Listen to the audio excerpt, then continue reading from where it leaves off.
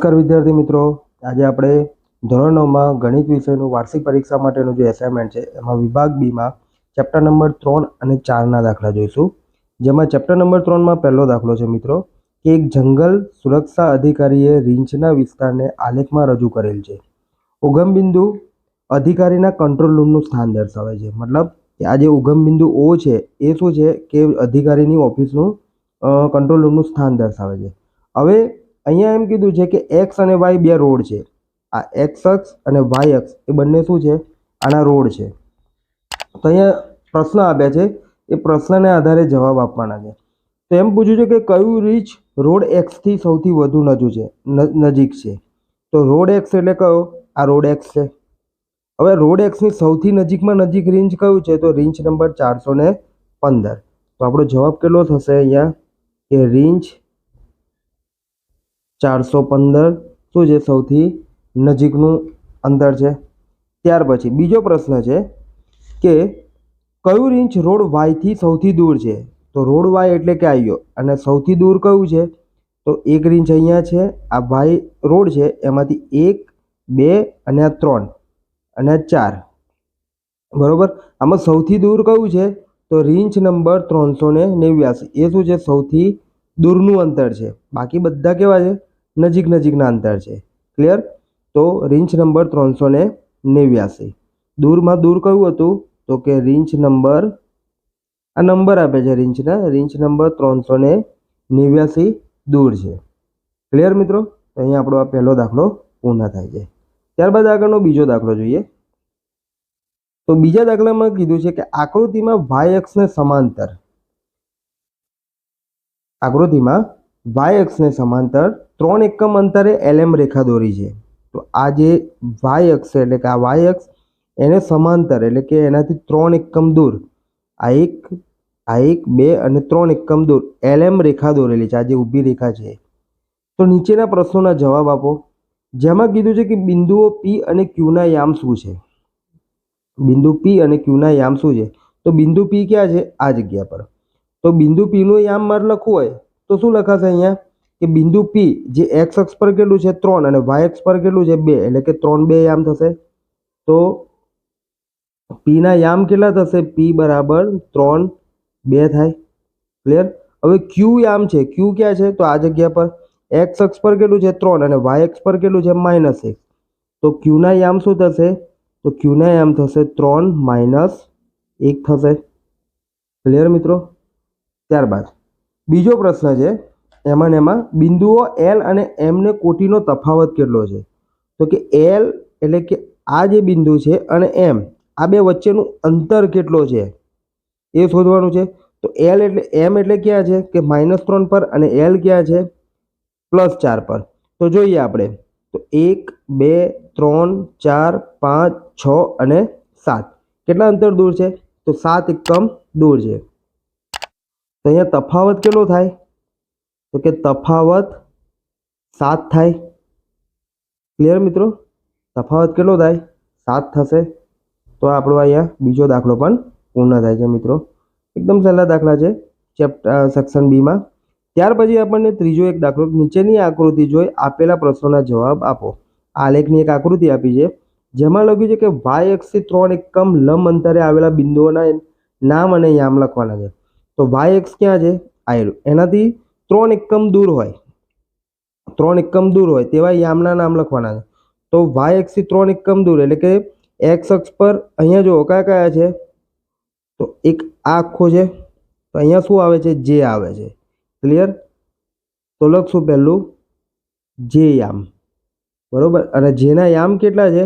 તો કે એક્સ અક્ષ પર 3 અને વાય અક્ષ પર 5. આ રીતે થયું. તો જે યામ શું થશે? 3 5. હવે આ બાજુ જોઈએ. વાય અક્ષથી 3 એકમ દૂર એટલે કે આ બી 3 એકમ થાય. તો અહીંયા કયા એકમ છે? તો દેખો મિત્રો, કે અને આઈ પણ છે 3 એકમ દૂર. ક્લિયર? તો હવે કે ના યામ શું છે? તો કે -3 2. તો અહીંયા લખશું કે કે બરાબર -3 2 અને આઈ ના યામ શું છે? તો કે -3 -5 અને આઈ ના યામ શું છે? -3 -5. આ રીતે આપણને શું કીધું વાય એક્સથી 3 એકમ લંબ અંતરે આવેલા હોય, બરોબર. તો વાય એક્સ આવ્યો, એનાથી લંબ અંતર કેટલું જોઈએ? 3 એકમ. તો 3 એકમ ક્યારે થાય? એક આ ઊભી લાઈનમાં જે આવે એ, અને એક આ જે -3 વાળી જે ઊભી લાઈનમાં આવે એ બધા આમ શું થાય? એનાથી 3 એકમ દૂર થશે. ક્લિયર? તો અહીંયા એ થયું. હવે શું કીધું? એક્સ અક્ષથી 3 એકમ લંબ અંતરે આવેલા બિંદુઓના નામ અને આમ શોધો. તો એક્સ અક્ષ ક્યાં છે? આ જગ્યા પર. હવે એનાથી 3 આમ, એટલે અહીંયા દેખો એક્સ ઉપરની તરફ તો કંઈ નથી, પણ નીચેની તરફ કોણ છે? તો કે આ એચ છે. એક્સ અક્ષથી 3 એકમ દૂર એટલે કોણ થયું? એક્સ અક્ષથી 3 એકમ દૂર એટલે કોણ આવશે? એચ આમ આવશે. બીજું, તો બીજામાં આપણે લખશું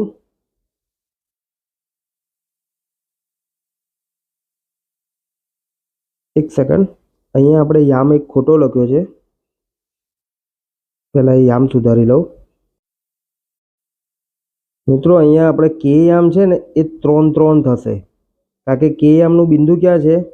જે મેં પહેલાં સમજાવ્યું તે પ્રમાણે કે કે યામ જે છે ને એ એક્સ અક્ષ પર -3 અને વાય યામ પર 3 છે, એટલે -3 3 થશે કેના યામ. હવે અહીંયા દેખો એક્સ અક્ષથી 3 એકમ અંતરે લંબ અંતરે આવેલા તો એક આ એચ આવે અને બીજું કોણ આવે?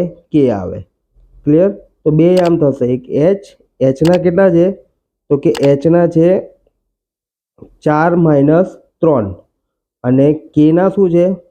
તો કે ક્યાં છે? તો એક્સ અક્ષ પર -3 અને વાય અક્ષ પર 3 આ રીતનું છે. તો -3 3 થશે. મિત્રો અહીંયા ભૂલ હતી એ સુધારી લેવાની. ચલો, બિંદુ જી અને ઈ વચ્ચેનું અંતર કેટલું છે? હવે બિંદુ જી ક્યાં છે? આ જગ્યા પર, અને ઈ બિંદુ ક્યાં છે? આ જગ્યા પર. તો બંને વચ્ચેનું અંતર પૂછ્યું છે. તો 1 2 3 4 5 6 7 8 9 10 11 ને 12. તો 12 એકમ અંતર છે. તો અહીંયા જવાબ શું આવશે? 12 એકમ. બરોબર. હવે બિંદુ ડી અને એફ વચ્ચેનું અંતર, તો બિંદુ ડી ક્યાં છે? આ જગ્યા પર, અને બિંદુ એફ આ જગ્યા પર. બે વચ્ચેનું અંતર તો જોઈએ, 1 2 3 4 5 6 7 8 9 અને 10. કેટલા એકમ દૂર છે? તો ડી અને એફ વચ્ચેનું અંતર 10 એકમ છે. તો આ રીતે આપણે દાખલા આલેખ પરથી જવાબ લખી શકીએ. ધ્યાનથી લખશો, યામ ખોટા ના પડે તે રીતે. ત્યારબાદ જોઈએ આગળનું ચેપ્ટર નંબર 4. તો ચેપ્ટર નંબર 4માં છે પહેલો દાખલો કે નીચેનામાંથી કયા બિંદુઓ સમીકરણ 2x 3y - 2x = 1 ના ઉકેલ છે અને કયા બિંદુઓ ઉકેલ નથી તે તપાસો. હવે અહીંયા શું છે? યામ આપ્યા છે 2, બરોબર, બિંદુઓ. તો હવે આ જે બિંદુઓ છે એનો મતલબ શું થયો? કે આ એક્સ અને વાય બિંદુ છે, એ રીતે આ પણ એક્સ અને વાય બિંદુ છે, બરોબર. તો આપણે લખશું કે અહીં x = 2√2 અને y = 3√2 લેતા. ક્લિયર? હવે આ બંને કિંમત આ સમીકરણમાં મૂકી દઈએ તો 3y - 2x = 1.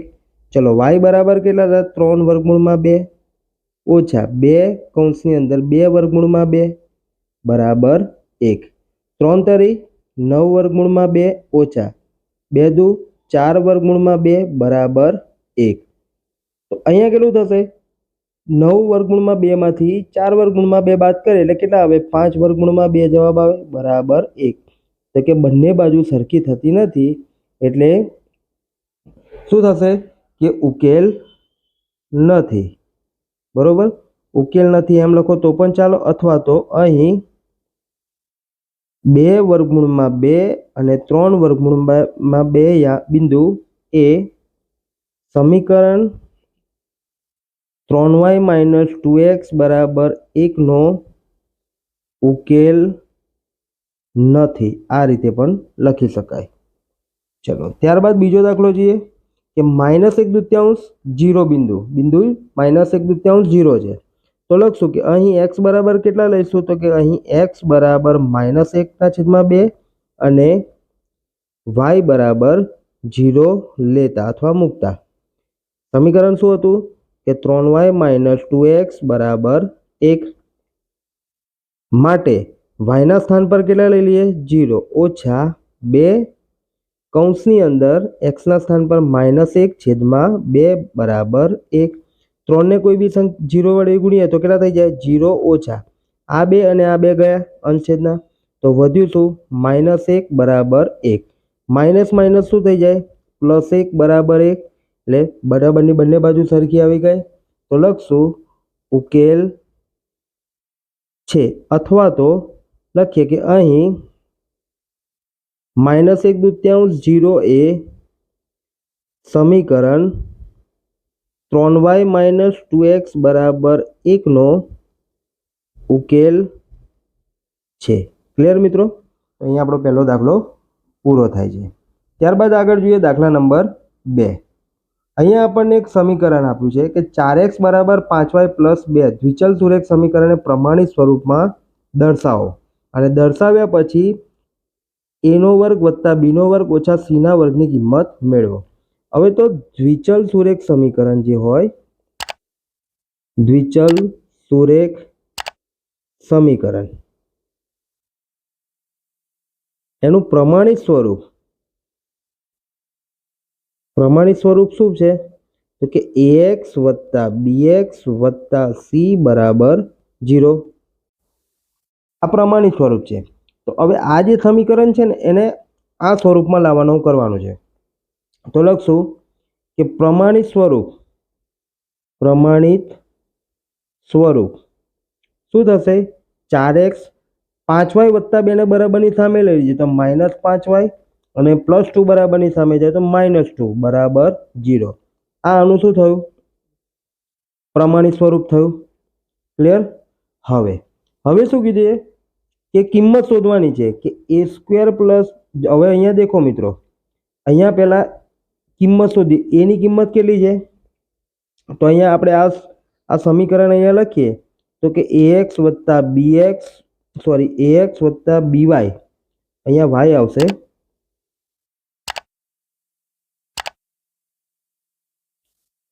b plus by તો ax વત્તા by વત્તા c બરાબર 0 હવે અહીંયા a બરાબર કોણ છે તો કે 4 b બરાબર કોણ છે આપણી જોડે તો કે b બરાબર -5 અને c બરાબર કોણ છે તો કે c બરાબર -2 આ કિંમત મળી ગઈ આપણને તો એ કિંમતના આધારે હવે લખીએ આપણે અહીંયા તો લખશું કે a² વત્તા b² માઇનસ c² એટલે કે 4નો વર્ગ વત્તા -5નો વર્ગ ઓછા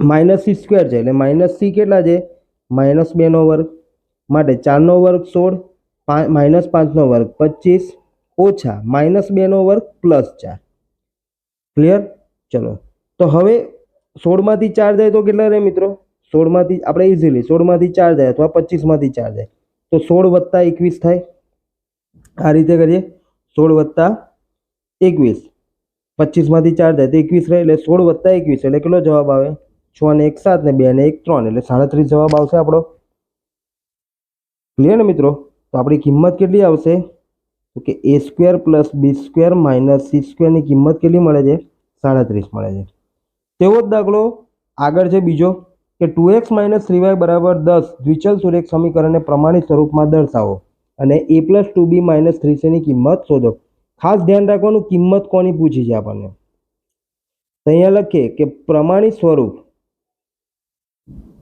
પ્રમાણિત સ્વરૂપ દ્વિચલ સુરેખ સમીકરણનું અહીંયા લખશું કે દ્વિચલ સુરેખ સમીકરણનું પ્રમાણિત સ્વરૂપ શું છે ax વત્તા by વત્તા c બરાબર 0 તો 2x માઇનસ 3y બરાબર 10 નું પ્રમાણિત સ્વરૂપ શું થશે તો કે પ્રમાણિત સ્વરૂપ શું થાય કે 2x માઇનસ 3y 10 બરાબરની સામે લઈ લઈએ તો -10 બરાબર 0 તો અહીંયા a બરાબર કેટલા મળે 2 b ના સ્થાન પર કોણ છે તો કે -3 અને c ના સ્થાન પર કોણ છે -10 માટે a plus 2b minus 3c ની કિંમત કેટલી થાય તો તો કે a બરાબર 2 ગુણ્યા b બરાબર -3 -3 c ના સ્થાન પર કેટલા છે -10. ચલો સરવાળો કરીએ બધાનો તો કે 2 ગુણાકાર કરો -3 ગુણ્યા 2 એટલે -6 -3 ગુણ્યા -10 એટલે +30 પ્લસ નો ગુણાકાર 30 + 2 એટલે 32 ઓછા 6 32 માંથી 6 જાય એટલે કેટલા વધે મિત્રો 26 વધશે. તો આપણો જવાબ શું આવશે કિંમત a + 2b - 3c ની કિંમત કેટલી આવે 26 આવે. ક્લિયર. હવે ખાસ ધ્યાન રાખવાનું અહીંયા b પ્લસના સ્વરૂપે જ્યારે અહીંયા માઇનસના સ્વરૂપમાં છે તો માઇનસ ક્યારે થાય કે જ્યારે b માઇનસ હોય ઋણ હોય ત્યારે જ થાય. ક્લિયર. આટલું ધ્યાન રાખવાનું એટલે અહીંયા ગણતરીમાં ભૂલ નહીં પડે. ત્યારબાદ આગળનો ચોથો દાખલો જોઈએ કે અહીં સેલ્સિયસનું ફેરનહીટમાં રૂપાંતર કરતું સુરેખ સમીકરણ આપેલું છે. સમીકરણ શું છે f બરાબર 1.8c + 32. તો જો તાપમાન -30 સેલ્સિયસ હોય તો ફેરનહીટમાં શું થાય તો પહેલો ગણીએ. જો તાપમાન એટલે શું થાય c એ કેટલું છે -3 સેલ્સિયસ 30 સેલ્સિયસ. તો આ કિંમત આપણે સમીકરણમાં મૂકવાની. સમીકરણ શું છે f બરાબર 1.8 ગુણ્યા c + 32. તો 18/10 લખી દઈએ પહેલા તો અને c ની કિંમત કેટલી છે -30 + 32 માટે આ શૂન્ય જશે ગુણ્યા -3 + 32. ચલો આ બેનો ગુણાકાર કરો 18 તરી 54.